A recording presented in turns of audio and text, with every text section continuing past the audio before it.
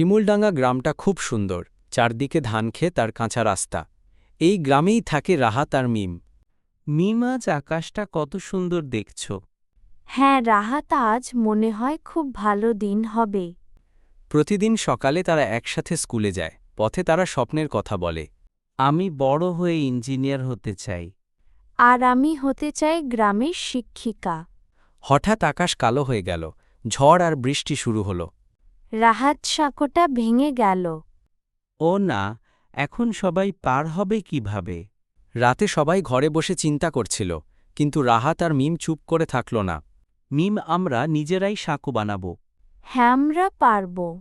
পরের দিন তারা কাঠ আর দড়ি জোগাড় করল। সারা রাত তারা পরিশ্রম করল। হাত ব্যথা করছে, কিন্তু আমরা থামব না। আর একটু, ভোর হলেই সব ঠিক হয়ে যাবে। ভোর হতেই গ্রামবাসী দেখে অবাক হয়ে গেল। আরে, নতুন সাঁকো, এটা কে বানালো? আমরা দুজন।